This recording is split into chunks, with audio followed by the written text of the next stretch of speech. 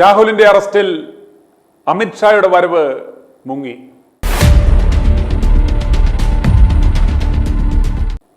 അമിത്ഷാ തലസ്ഥാനത്ത് എത്തിയിട്ടുണ്ട്. ആയിരക്കണക്കിന് BJP പ്രവർത്തകരും അവിടെ തടിച്ചുകൂടിയിട്ടുണ്ട്. പക്ഷേ അമിത്ഷായുടെ ആ വരവ് രാഹുലിന്റെ അറസ്റ്റോടുകൂടി മുങ്ങിയിരിക്കുകയാണ്. ഇപ്രകാരം ഒരു അറസ്റ്റ് നാടകത്തിന് ഇടതുപക്ഷത്തിന് ഇങ്ങനെയും ഒരു ലക്ഷ്യം ഉണ്ടായിരുന്നിരിക്കണം. വരാൻ പോകുന്ന നിയമസഭാ തെരഞ്ഞെടുപ്പിന് മുന്നോടിയായിട്ടുള്ള ഒരുക്കങ്ങളുടെ ആ ഒരു മഹാസമ്മേളനം കൂടിയാണ് ഇന്ന് നടക്കുന്നത്. തലസ്ഥാനത്ത് നമുക്കറിയാം BJP ഭരണം പിടിച്ചെടുത്തു. അതിൻ്റെ ആ ആവേശത്തിൽ വരുന്ന നിയമസഭാ തെരഞ്ഞെടുപ്പിന് മുന്നൊരുക്കങ്ങൾക്ക് ഒരു വലിയ തുടക്കം കുറിക്കുവാൻ വേണ്ടിയാണ് അമിത്ഷാ ഇന്ന് തലസ്ഥാന നഗരിയിൽ എത്തിയത്. വലിയ പ്രചരണവും അതിനായി അവർ നടത്തിയിരുന്നു. എന്നാൽ മാധ്യമങ്ങളുടെ എല്ലാം ശ്രദ്ധ ഇപ്പോൾ രാഹുലിന്റെ പുറകെയാണ്. രാഹുലിനെ അറസ്റ്റ് ചെയ്യുന്നതും രാഹുലിനെ ആശുപത്രിയിലേക്ക് കൊണ്ടുപോകുന്നതും മറ്റ് രാഹുലുമായി ചുറ്റിപ്പറ്റിയുള്ള ആ പ്രശ്നങ്ങൾ മാത്രമാണ് മാധ്യമങ്ങളെല്ലാം ഇപ്പോൾ കവർ ചെയ്തുകൊണ്ടിരിക്കുന്നത്. കാരണം ഈ അമിത്ഷായുടെ വരവിന് വളരെ ഒരു പ്രത്യേകതയുണ്ട്. നിലവിലെ സാഹചര്യം അനുസരിച്ച് വരുന്ന നിയമസഭാ തെരഞ്ഞെടുപ്പിൽ BJP കേരളത്തിൽ ഒരു വലിയ മുന്നേറ്റം നടത്താൻ കഴിയും എന്ന് അവർ പ്രതീക്ഷിക്കുന്നു. ഇടതുപക്ഷവും കോൺഗ്രസും എല്ലാം അത് ഭയപ്പെടുന്നുണ്ട് എന്നത് തന്നെയാണ് യാഥാർത്ഥ്യം. ഈ രാഹുൽ അറസ്റ്റ്, ഈ അമിത്ഷായുടെ ഈ വരവ് ഈ മഹാസമ്മേളനം മുക്കുവാൻ വേണ്ടിയും കൂടിയാണ് എന്ന കാര്യത്തിൽ യാതൊരു സംശയവുമില്ല. കഴിഞ്ഞ 2 ദിവസമായി വിദേശ രാജ്യങ്ങളിൽ രാഹുലിനെ കൊടുക്കുവാനുള്ള സകല ആസൂത്രണങ്ങളും നടത്തിയ കേക്കച്ചൻ ഇന്ന് ആ ജീൻസും ഷർട്ടുമൊക്കെ മാറി വീണ്ടും ഖദറുമൊക്കെ ധരിച്ച് രാവിലെ സിൻഡിക്കേറ്റ് മാധ്യമങ്ങളുടെ മുന്നിൽ വന്നു നിന്നിട്ടുണ്ട്. എന്നിട്ട് ഇതിലൂടെ ഇയാൾ പറയാതെ പറയുന്നത് എൻ്റെ നിലപാടായിരുന്നു ശരി എന്ന് വരുത്തി തീർക്കുവാനുള്ള ഒരു ശ്രമമാണ്. ഞങ്ങൾ നടപടിയെടുത്തു, ഇനി എന്നാ ചെയ്യാനാ, MLA സ്ഥാനം രാജിവെക്കോ, ഞങ്ങൾക്ക് ആവശ്യപ്പെടാൻ പറ്റത്തില്ല എന്നൊക്കെ പറയുന്നുണ്ടെങ്കിൽ പോലും ഇയാളുടെ ആ ഇൻറ്റൻഷൻ വളരെ ക്ലിയറാണ്. ഞാനെടുത്ത ആ നിലപാട് ശരിയാണ് എന്ന് വരുത്തി തീർക്കുവാനുള്ള വ്യഗ്രത നമുക്ക് കാണാം. പ്രിയമുള്ളവരെ, ഈ നെട്ടൂർ കേക്കച്ചനെ യാതൊരു കാരണവശാലും ഇയാളുടെ പറവൂർ മണ്ഡലത്തിൽ നിന്ന് വരുന്ന നിയമസഭാ തെരഞ്ഞെടുപ്പിൽ ജയിക്കുവാൻ അനുവദിക്കരുത്. ഇനി നമുക്ക് നെട്ടൂർ കേക്കച്ചൻ്റെ ആ നാടകം ഒന്ന് കണ്ട ശേഷം ഉടനെ മടങ്ങി വരാം. രാഹുൽ മാങ്കൂട്ടത്തിൽ MLA അറസ്റ്റ് ചെയ്തിട്ടുണ്ട്. പാർട്ടിയിൽ നിന്ന് പുറത്താക്കിയെങ്കിൽ പോലും ഞാൻ എന്താ പറയേണ്ടത്?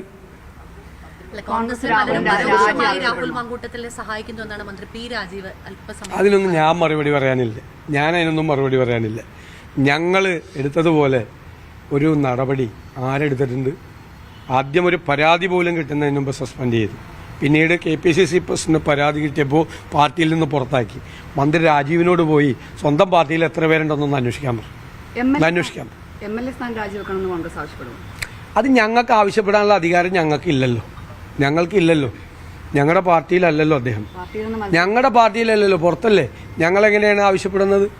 ഞങ്ങൾക്ക് ആവശ്യപ്പെടാനുള്ള അധികാരം ഞങ്ങൾക്കില്ല. ഞങ്ങളുടെ പാർട്ടിയിൽ നിന്ന് പുറത്താണ് നിൽക്കുന്നത്.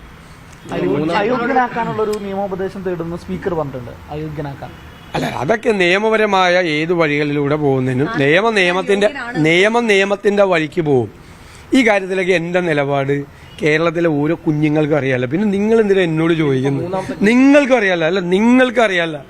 നിങ്ങൾക്കറിയാലോ. ഇതിന്റെ പേരിൽ എന്തുമാത്രം വ്യക്തിപരമായി വേട്ടയാടപ്പെട്ട ഒരാളാണ് ഞാൻ അപ്പൊന്നും കുലുങ്ങിയില്ലല്ലോ. ഞാൻ നിങ്ങളോട് പറഞ്ഞല്ലോ എന്റെ നിലപാട്. എന്തിനാ നിങ്ങൾ ചോദിക്കണം? എന്റെ നിലപാട് കേരളത്തിലെ കുഞ്ഞുങ്ങളോട് ചോദിച്ചാൽ ഇക്കാര്യത്തിലുള്ള എന്റെ നിലപാട് പറയും. ഇനിയിപ്പോ ഞാൻ എന്ത് വേറെ നോ കമന്റ്സ്. ഞാൻ ഇനി ഒന്നും പറയാനില്ല. ചെയ്യാനാണ് ഈ കാര്യത്തിൽ ഉണ്ടായിരുന്നത്. അത് നേരത്തെ തന്നെ ചെയ്തു. എന്റെ പാർട്ടി ചെയ്തു, ഞാനല്ല. എന്റെ പാർട്ടി ചെയ്തു. ഒരു പ്രമേയം വരികയാണെങ്കിൽ കോൺഗ്രസ് സഭയിൽ പിന്തുണയ്ക്കും. അപ്പ ആലോചിക്കും. വരട്ടെ, സാങ്കല്പിക ചോദ്യമല്ലേ. വരട്ടെ, വരുമ്പോ അപ്പ ആലോചിക്കാൻ ഞാനല്ലല്ലോ പറയണ്ടേ, പാർട്ടിയല്ലേ തീരുമാനമെടുത്ത് പറയണ്ടേ. ഇതുമായി ബന്ധപ്പെട്ട ഒരു തീരുമാനവും ഞാൻ ഒറ്റയ്ക്കെടുത്തതല്ല. എല്ലാം പാർട്ടി ഒരുമിച്ചെടുത്ത തീരുമാനം, ആലോചിച്ചെടുത്ത തീരുമാനം. ഞാൻ നോ കമന്റ്സ്. ഞാൻ അതിനെക്കുറിച്ച് ഒരു കമന്റും പറയാം. മുസ്ലിം ലീഗിന് രാഹുൽ മാങ്കൂട്ടത്തെ തിരികെ എടുക്കുവാൻ വലിയ താല്പര്യമുണ്ട്. അവർ വിചാരിച്ചാൽ തിരികെ വരും. അപ്രകാരം ഒരു നടപടി ഉണ്ടാകുമെന്ന് കേക്കച്ചൻ ഭയപ്പെട്ടിരുന്നു. ഇന്ന് കൃത്യമായി ഈ മാധ്യമങ്ങൾ കുഞ്ഞാലിക്കുട്ടിയെ ഒരു പ്രതിരോധത്തിലാക്കി. കാരണം ഇപ്രകാരം ഒരു മറുപടിയല്ലാതെ കുഞ്ഞാലിക്കുട്ടിക്ക് പറയുവാൻ നിർവാഹമില്ല. അങ്ങനെ കുഞ്ഞാലിക്കുട്ടിയുടെ ആ ഒരു എൻഡോഴ്സ്മെന്റും ഇവന്മാർ പ്ലാൻ ചെയ്ത് മേടിച്ചെടുത്തു. സ്വാഭാവികമായും വി ശിവൻകുട്ടി എന്താണ് പറയുന്നതെന്ന് നമുക്കറിയാം. അഹങ്കാരിയാണത്രേ.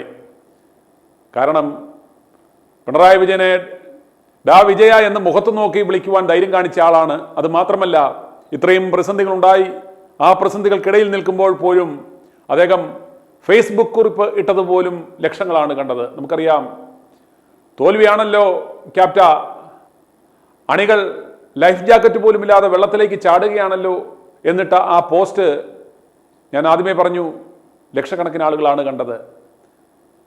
അപ്പോൾ ഇയാൾക്ക് ഇങ്ങനെയല്ലേ പറയുവാൻ സാധിക്കൂ? പ്രേക്ഷകരെ, ഇനി നിങ്ങൾ കാണുവാൻ പോകുന്നത് ആദ്യം കുഞ്ഞാലിക്കുട്ടിയുടെയും പിന്നീട് വി ശിവൻകുട്ടിയുടെയും പ്രതികരണങ്ങളാണ്. അല്ല, അത് രാഹുൽ മാങ്കൂട്ടത്തിൽ ഇപ്പോൾ ഒരു വ്യക്തി മാത്രമാണ്. കോൺഗ്രസ് അതിന് മറുപടി പറയേണ്ട യാതൊരു കാര്യമില്ല. കാരണം എന്താ വെച്ചാൽ, ഒരു വ്യക്തി എന്തെങ്കിലും ചെയ്ത കാര്യങ്ങൾ നിരന്തരം പുറത്തു വരുമ്പോൾ അത് നേരിടേണ്ട ഉത്തരവാദിത്വം ആ വ്യക്തിക്കാണ്. അത് കോൺഗ്രസ് എത്രയോ തവണ ആവർത്തിച്ച് അത് വ്യക്തമാക്കി കഴിഞ്ഞ സ്ഥിതിക്ക് അതിൻ്റെ നിയമം അതിൻ്റെ വഴിക്ക് പോകുന്നല്ലാതെ അതിന് മറുപടി പറയേണ്ട യാതൊരു ഉത്തരവാദിത്വം ഇപ്പോൾ കോൺഗ്രസിനില്ല എന്നുള്ളതാണ് വസ്തുത. പ്രതിരോധത്തിലായി എന്ന രീതിയിലേക്ക് യുഡിഎഫിന്റെ സാധ്യതകളെ രാഹുൽ മാങ്കൂട്ടത്തിൽ ബാധിക്കും? ഒരു ബാധിച്ചിട്ടില്ലല്ലോ. ഇത് കത്തിന്നപ്പോഴല്ലേ ലോക്കൽ ബോഡി ഇലക്ഷൻ നടന്നത്. തീരെ ബാധിച്ചിട്ടില്ലല്ലോ. കാരണം ഫസ്റ്റ് ഡേ തന്നെ അതിന് വേണ്ട സ്റ്റെപ്പ് കോൺഗ്രസ് എടുത്തതുകൊണ്ട് ജനങ്ങൾക്കറിയാം. വാർത്താമാധ്യമങ്ങളത് ആവർത്തിച്ച് കൊടുക്കുന്നു എന്നല്ലാതെ ആ കാര്യത്തിൽ ജനങ്ങളൊരു തീരുമാനം എടുത്തിട്ടുണ്ട്. ആ തീരുമാനം അവർ പഞ്ചായത്ത് തെരഞ്ഞെടുപ്പിൽ പ്രകടമാക്കുകയും ചെയ്തു. പിന്നെ അത് സംബന്ധിച്ച് വരുന്ന കാര്യങ്ങൾക്ക് ഇനി ആ വ്യക്തി മറുപടി പറയാന്നല്ലാതെ പാർട്ടി മറുപടി പറയേണ്ട കാര്യമൊന്നുണ്ടെന്ന് എനിക്ക് തോന്നുന്നില്ല. ഏതായാലും കോൺഗ്രസ് അന്ന് നിലപാടെടുത്തതുകൊണ്ട് കോൺഗ്രസ് രക്ഷപ്പെട്ടു. അല്ലെങ്കിൽ ഇത് മുഴുവൻ കോൺഗ്രസിന് തലയിൽ കിടന്നാണ്. അത് കോൺഗ്രസിൻ്റെ മാതൃക വളരെ യൂണിക്കായിട്ടുള്ള ഒന്ന് തന്നെയാണ്. കാരണം ഇപ്പോൾ ഈ അടുത്ത കാലത്ത് ഉണ്ടായതിൽ വെച്ച് ഏറ്റവും ആപ്റ്റായിട്ട് സമയത്തിന് തീരുമാനമെടുത്ത ഒരു കേസാണത്. അതുകൊണ്ട് ഇനി അതിൽ കോൺഗ്രസിന് മറുപടി പറയേണ്ട കാര്യമില്ല. കാര്യങ്ങൾ അതിൻ്റെ വഴിക്ക് പോകും, നിയമങ്ങൾ അതിൻ്റെ വഴിക്ക് പോകുന്നേ ഉള്ളൂ. ഒന്നിനു പുറകെ ഒന്ന് അറസ്റ്റുമായിട്ട് ഇടതുപക്ഷം ഇപ്പോൾ മുന്നോട്ട് പോവുകയാണ്. ഈ തെരഞ്ഞെടുപ്പിന് മാസങ്ങൾ ബാക്കി. ഇതിനു മുമ്പ് തന്ത്രിയുടെ അറസ്റ്റും 2 ദിവസം മുമ്പ് കഴിഞ്ഞു.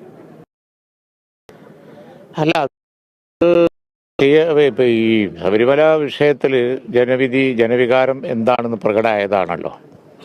അപ്പോൾ അതുകൊണ്ട് അത് സംബന്ധിച്ച സത്യസന്ധമായ നടപടികൾ ആവശ്യമാണ്.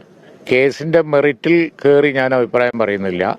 പക്ഷേ രാഷ്ട്രീയമായ മുതലെടുപ്പിന് വേണ്ടി ശബരിമല ഉപയോഗിച്ചാൽ എന്താ ഉണ്ടാവുക എന്നുള്ളത് ഇപ്പോൾ പഞ്ചായത്ത് തിരഞ്ഞെടുപ്പ് തെളിയിച്ചു. അത് അവിടെ സംഗമം നടത്തിയിട്ടും അതുപോലെ തന്നെ ബാക്കിയുള്ളതൊന്നും കാര്യമില്ല. അത് UDF ഒക്കെ ചെയ്തിരുന്ന പോലെ ശബരിമലയെ പവിത്രമായി കണ്ട് ഫ്രീ ആക്കി വിടുകയാണ്. അതിന് വേണ്ട സൗകര്യങ്ങളൊക്കെ ചെയ്തു കൊടുക്കുകയാണ് വേണ്ടത്. ഇത് നല്ലൊരു രാഷ്ട്രീയ ഇതാണെന്ന് പറഞ്ഞാൽ അതിൻ്റെ പിന്നാലെ പോയാൽ കിട്ടും എന്നുള്ളത് 2 പ്രാവശ്യമായി. ഇപ്പോൾ കഴിഞ്ഞ പാർലമെൻറ്റ് തിരഞ്ഞെടുപ്പിൽ സ്ത്രീ പ്രവേശനവുമായിട്ട് ബന്ധപ്പെട്ട് വന്നപ്പോഴും ഒന്ന് കിട്ടി. അതേപോലെ തന്നെ ഇപ്പോൾ സംഗമമൊക്കെ നടത്തി ഇരുന്ന് ആ സമയത്ത് ശബരിമല വന്നപ്പോൾ അതിലെടുത്ത സ്റ്റെപ്പ് പാളി. അതിൽ വീണ്ടും ജനങ്ങളെടുന്ന് തിരിച്ചടി കിട്ടി. ഇനി എടുക്കുന്ന സ്റ്റെപ്പ് അവർ കുറച്ച് സൂക്ഷിച്ച് ചെയ്തോട്ടെ, അതാ നല്ലത്. ഞങ്ങൾക്കാർക്കും ശബരിമലയുടെ കാര്യത്തിൽ ഒരു കാലത്തും അതിനകത്തിലിരിക്കുമ്പോൾ പാളിയിട്ടില്ല. പക്ഷേ അടുത്ത വർഷത്തിന് പാളിയിട്ടേ ഉള്ളൂ. ഓക്കെ, സംബന്ധിച്ചിടത്തോളവും അതിൽ നിയമപരമായ നടപടികളെ സംബന്ധിച്ചിടത്തോളവും ഒക്കെയുള്ള കാര്യങ്ങൾ ഞങ്ങളൊക്കെ തന്നെ വ്യക്തമാക്കിയിട്ടുള്ള കാര്യമാണ്. ഇതിൻ്റെ പ്രശ്നങ്ങൾ തുടങ്ങുന്ന അവസരത്തിൽ തന്നെ ഞങ്ങൾ പറഞ്ഞു, കേരളത്തിൻ്റെ സംസ്കാരം നമുക്ക് ഉയർത്തിപ്പിടിക്കുവാൻ പ്രത്യേകിച്ച് ഒരു ജനപ്രതിനിധി MLAയുടെ ഭാഗത്തുനിന്ന് നിഷ്ക്രൂരമായിട്ടുള്ള പ്രവർത്തനങ്ങൾ ലോകം ഒരിക്കലും അംഗീകരിക്കുന്ന കാര്യങ്ങളല്ല. വിട്ടുവീഴ്ചയില്ലാത്ത നടപടി നിയമപരമായി സ്വീകരിക്കുന്നതോടൊപ്പം തന്നെ അദ്ദേഹത്തിന് MLA ആക്കിയ പാർട്ടിയും സ്വീകരിക്കണമെന്ന് ഞങ്ങൾ ആവശ്യപ്പെട്ടിട്ടുള്ളതാണ്. കോൺഗ്രസ് പാർട്ടി അത് അറച്ചു നിൽക്കുകയായിരുന്നു. യഥാർത്ഥത്തിൽ കേരളത്തിൽ യൂത്ത് കോൺഗ്രസിന്റെ ഒരു മുഖമാണല്ലോ ഈ സുഹൃത്തെന്ന് പറയുന്നത്. അപ്പോൾ 1ഉം 2ഉമല്ല, ഡസൻ കണക്കിന് വരുന്ന പരാതികൾ ഇത് വന്നുകൊണ്ടിരിക്കുക.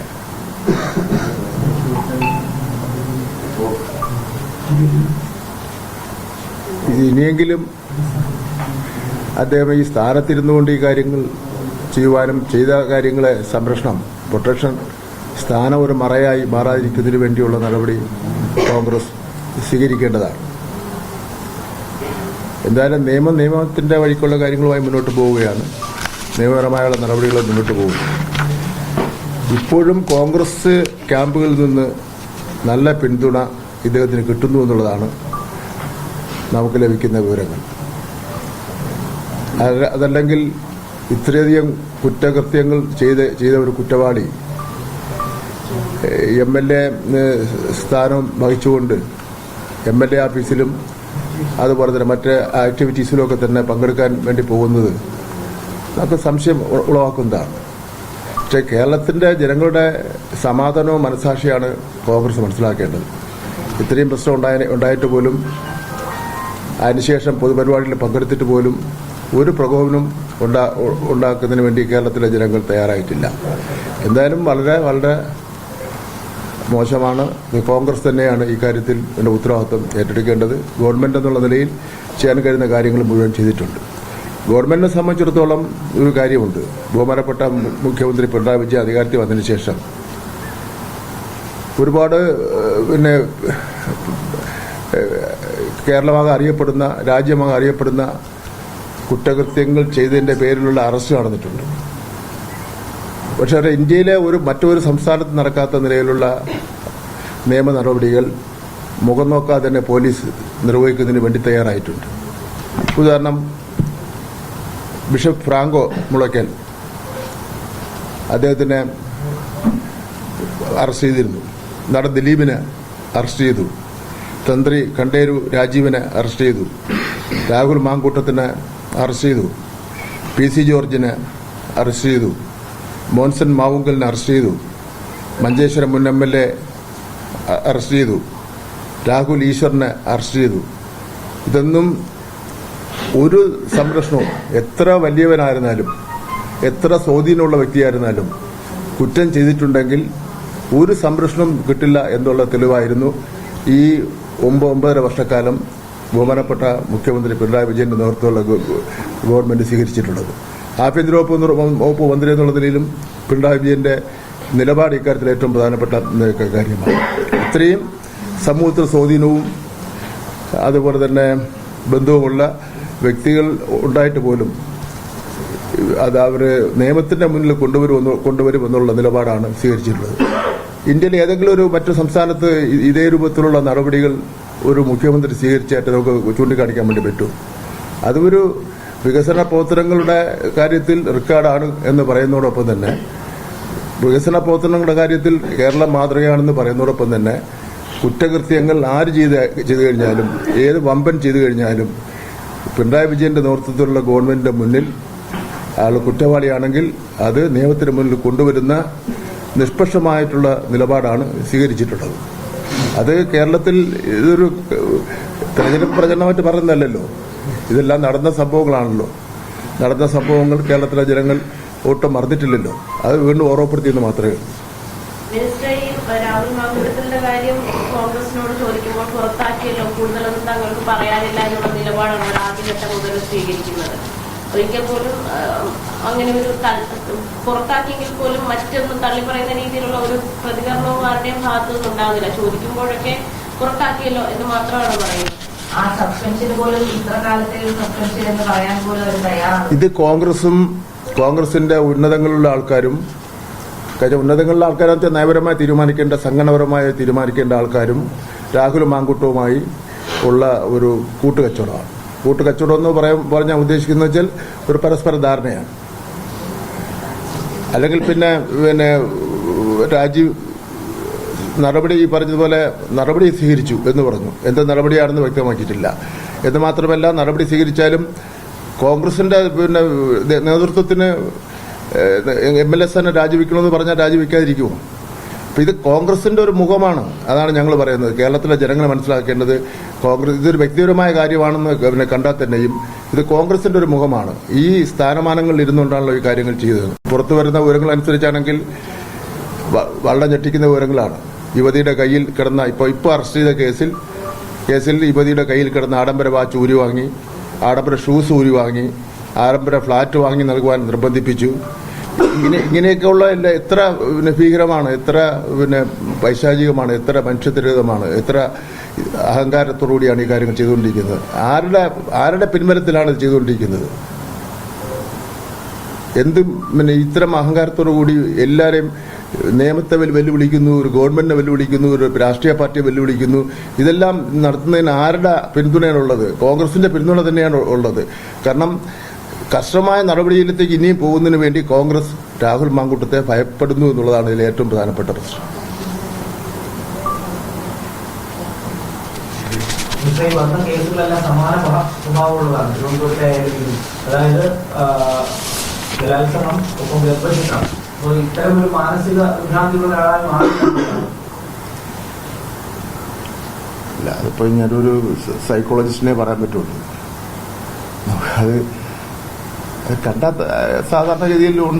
സാധാരണഗതിയിൽ ഒരു മനുഷ്യൻ ചെയ്യാൻ സാധ്യതയില്ലാത്ത കാര്യങ്ങളാണല്ലോ നടന്നുകൊണ്ടിരിക്കുന്നത്. ഇതൊരു വ്യക്തിപരമായ കാര്യമാണെങ്കിൽ തന്നെയും ഇത് പൊതു കാര്യമായി മാറുന്നത് അയാൾ നിയമസഭാ അംഗം എന്നുള്ള നിലയിലുള്ള പ്രശ്നവും ഒരു യുവജന സംഘടനയുടെയും രാഷ്ട്രീയ പാർട്ടിയുടെയും സമന്വയ നേതാവ് എന്നുള്ള നിലയിൽ വരുമ്പോഴാണ് ഇത് പൊതു പ്രശ്നമായി മാറുന്നത്. എന്തുകൊണ്ട് ഇത്രയും ബഹളം ഉണ്ടായിട്ടും പ്രതിഷേധം വന്നിട്ട് കോൺഗ്രസ് ഇതിൽ ഒരു മെല്ലപ്പോക്ക് നയം എടുക്കുന്നു, ഒരു സൗഹാർദ്ദപരമായ നയം എടുക്കുന്നു എന്നുള്ളതാണ് ഏറ്റവും പ്രധാനപ്പെട്ട പ്രശ്നം. കോൺഗ്രസിന്റെ മുഖമാണല്ലോ ഇയാൾ.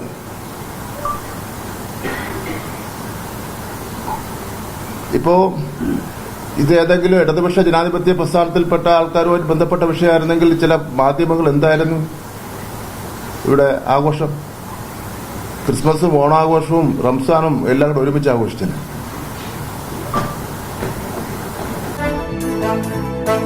i2i News, an eye for truth. i2i News subscribe ചെയ്തിട്ടില്ലാത്തവർ ഇപ്പോൾ തന്നെ സബ്സ്ക്രൈബ് ചെയ്യുക. നോട്ടിഫിക്കേഷൻ ലഭിക്കുവാൻ ബെൽ ബട്ടണും അമർത്തുക.